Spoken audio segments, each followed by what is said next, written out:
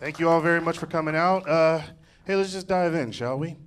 Like you said, my name is Phil Pointer. I just celebrated 4 years of marriage. I'm happy about that. Thank you. A couple of y'all were on board. Some of y'all were like, fuck love. My wedding was the happiest day of my life, though it was. Everything my wife and I planned went off beautifully. Yeah. One little bit of disappointment for me personally, though. We had a BYOB wedding, so we told everybody, hey, bring whatever you want. Here's the thing. I'm a black man that was born and raised in the inner city of downtown Cincinnati, Ohio. Okay? I married a white girl from Kentucky. Yeah, so when we did the BYOB thing, the comedian in me got giddy. Because what I was hoping to see was an alcoholic version of that old school Reese's Peanut Butter Cup commercial. You know, a couple of guys staggering around with drinks in their hands. They bumping each other and it's like, hey, you got your Hennessy and my moonshine. Well, you got your moonshine and my Hennessy. 20 minutes later, they're taking shots of something they've dubbed Henny Shine. Sitting up singing Friends in Low Places to a Lil Jon beat. It's just, I got friends in low places. Yeah!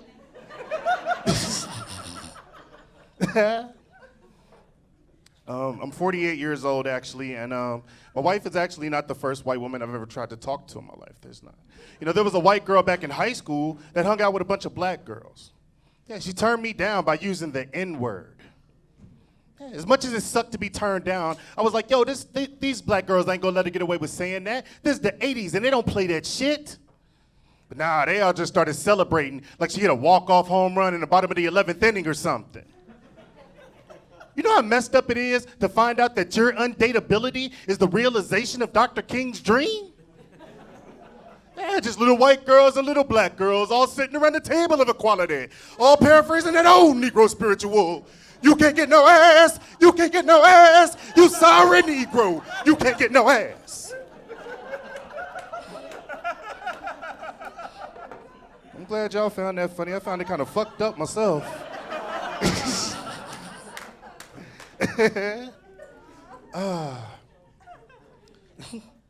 Like I said, my wife is white, so of course she does have me in a true crime. Oh, don't y'all act up in here. Everybody in here know a basic white bitch that'll take a sip of her pumpkin latte and tell you exactly why she would fuck Ted Bundy. So I don't want to hear it.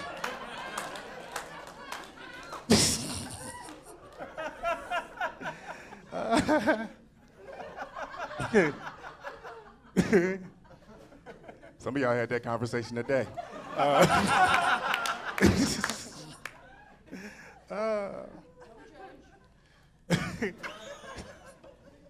I can't, I married one. Anyway. But no, she has got me in a true crime, and it is fascinating. I actually do like it, I do. But now it's giving me this new fear that when I come home by myself, somebody's gonna be waiting there to murder me. Yeah. So what I've started doing to calm my fear is I play hip hop music through my phone. I don't know if it'll stop me from getting killed, but I'm hoping the person inside at least stabs me to the beat of the music. You know, let's make it a fun murder, you know what I'm saying? Yeah, just, why I'm in great till they gotta be great. Don't text me, say it straight to my face. The report showed no signs of a struggle. It did, however, show that bitch DNA everywhere.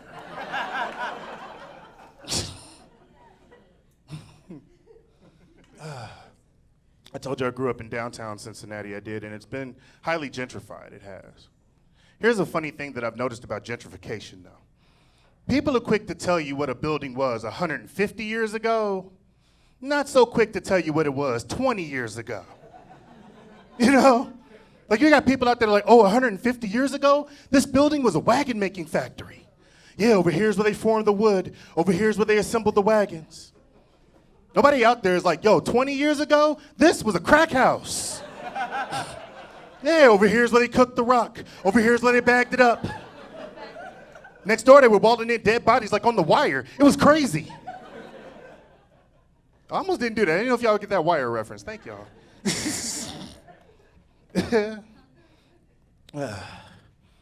I am fully vaccinated. I have gotten both my shots. Thank you. I'm happy about it. I did it because I wanted to be a responsible citizen, you know? Also because my wife told me if I bring home COVID again, I'm gonna have to learn to suck my own dick. And I don't see myself making it, I don't.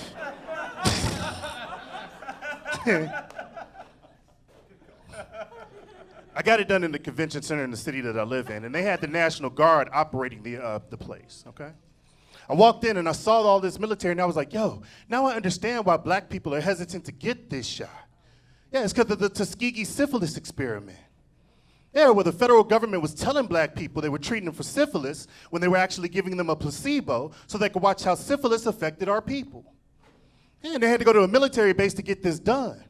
So when I walked in, I saw all that military, first thought popped into my head was, nah, dog, they're giving out sugar water in here. I am not messing.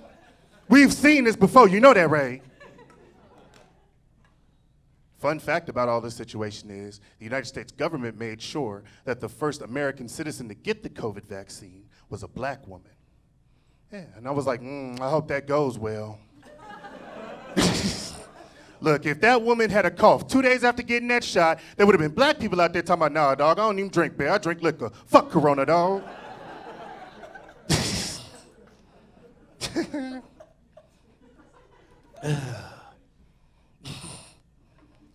I am very happy to be with my wife, I am. And I know compatibility isn't important in a relationship, it is. Yeah. I know I have the right one for me, because when I went searching for the right one, I based it off something that was important to me, and that's being lazy as fuck. Like I don't want to find a woman that had more energy than me, you know what I'm saying? Like my wife and I are so lazy that we binge watched Tiger King in one day just because one of us was sitting on the remote. Yeah, we spent the opening credits of every episode going, why don't you lift your leg and look? Why don't you lift your leg and look? Why don't you lift? Like that's all the energy we wanted to spend, not to watch that shit.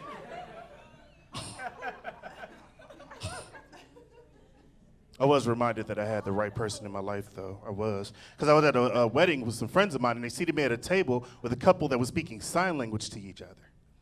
Yeah, let me know I had the right one in my life. Because if my wife or I ever lost our hearing and sign language was the only way we could communicate, we are done talking forever. No, the ability to be able to communicate with somebody that you love and care about for us would be outweighed by having to do calisthenics to have a conversation. And that's where we draw the fucking line. We get in the middle of it, too, and you're like, no. Here's a pen, here's a pad. Write it down. I'm not going to do that crap. Write it down. Now help me find the remote. I told that joke one time, and somebody came up to me after the show and was like, you know what?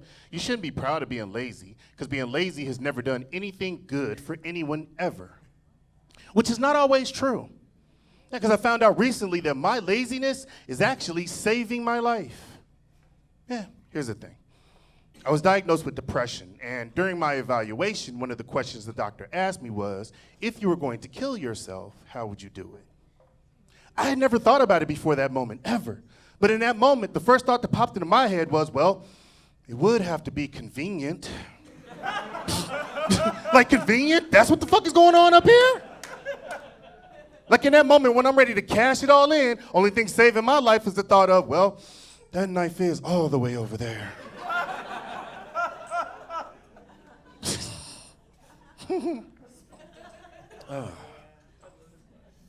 I happened to be riding in the car with some friends of mine one time. We were on our way out of town to do a show.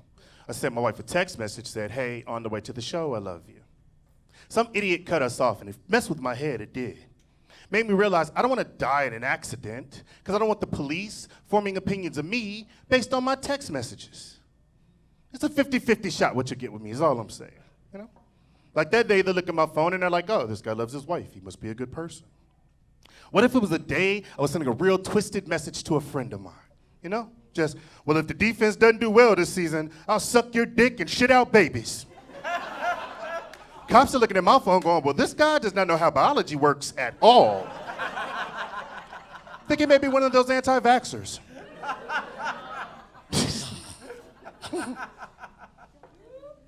Look, I know we all have things about ourselves we want to hide, things we don't want people to know about us, you know? There's somebody like, oh, I hope no one finds out that I secretly like show tunes, you know? Or, oh, I hope no one finds out that the only way I can come is with a Make America Great Again hat on.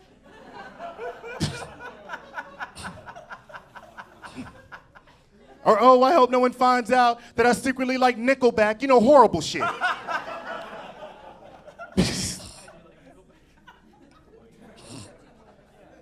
I tell y'all what though, that day got me to change my life forever. It did. I live every day like I'm preparing to die. I do. Like I'm throwing away incriminating materials. I'm wiping hard drives and playlists clean every day. Like, do you all know how much I spent this month already on Make America Great Again hats? Hey, it's expensive to maintain a healthy sex life, okay? Shit, Papa's gotta come. That's by far the dumbest shit I've ever said in my life. And it makes me so happy. I told you I'm 48 years old. I'm having to come to terms with some things about myself, things I'm having to realize, you know? Like I'm starting to realize I don't have the energy to fuck like I used to. I don't. You understand, my wife is 10 years younger than me. We've been at home for the last year, and I am exhausted. I am. People are always telling me, yo, Phil, there's stuff you can pick up to help out with your energy. And I'm like, yeah, I know. But ladies and gentlemen, I'm here to tell you that apparently 5-hour energy is just a rough fucking estimate. The only thing Red Bull has put wings on is the sides of my inhaler. My wife has always said she's had fantasy of having sex outside during a thunderstorm, but apparently all this grunting and sweating on top of her just isn't the same thing. She's like, oh, it was not like this in the Notebook. Jesus! I'm also having to come to terms with other things about myself, too. Yeah. Like I'm heavily into gangster rap music, but I realize that I will never be gangster. I won't. Like I'm not built to be like physically. I'm not physically built to be like I don't have a gangster's butthole.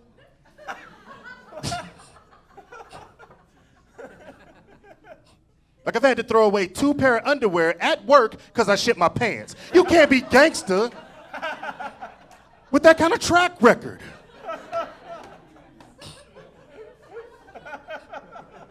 Over a cough. Do you understand how embarrassing that is?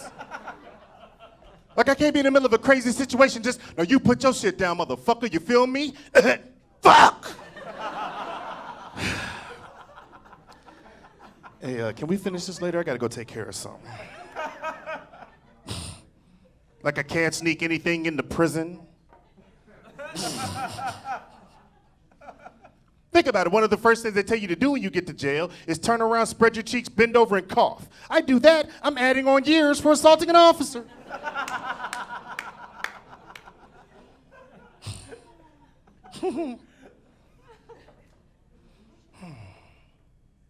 Whenever I do travel by myself to get where I'm going, though, I use Google Maps to get where I'm going. I use it. I'm not sure if I like it, though, because I think Google Maps is trying to get me lynched. Here's the thing. Whenever I'm on my way to a show, it's usually early in the day, it's 5, 6 p.m. Google takes me over all the safe highways and byways, where if something happens, I think I'll be okay, you know? But after a show, when it's like 1 o'clock in the morning and I'm 3 hours away from home, does Google take me over all them same safe ways? Oh, hell no. Google takes me over some old backwoods, Tales from the Dark Side, wrong turn looking ass shit. Somewhere every turn it tells you to make, I'm just like, yep, they're gonna find my body right there. And it's gonna be a jogger with a dog too, because it's always a jogger with a dog on Law and Order. Google Maps likes to take me through sundown towns. But if you're not familiar with what that is, a sundown town is a place where it's not safe for black people to be outside after dark. It's also a place that Google Maps thinks my black ass needs to stop for gas at 3 in the fucking morning. It's taking me on a back road past a property with a Confederate flag painted on the barn and a lit cross in the front yard. I'm not even talking about a cross on fire. That would have been disturbing enough. Oh no, they built the cross and put lights in the motherfucker. So you could tell the hate was always burning at that particular property. I'm just saying Google Maps is trying to get me killed. That's all I'm saying. Either that or the algorithm to find directions is ran by a couple of stoners who like fucking with people. You know? Like, hey, this guy's trying to get from Cincinnati to Indianapolis. Let's take him through Nashville.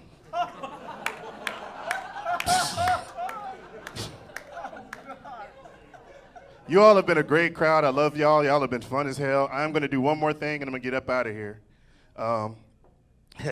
It's a one-liner. This was going to be fun.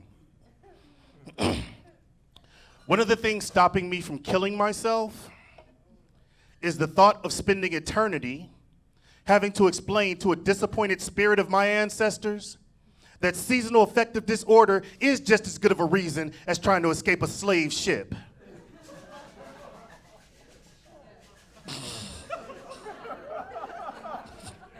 Look, I can imagine that conversation in eternity. They took us from our home. They burned our village and killed our elders. Then they marched us to a boat and packed us in where we had no breathing room and faced ultimate horror. And I chose to die than to face that. And what's about you, brother? And I'm just like, winter's hard. I'm Phil Point. I love y'all. Bye.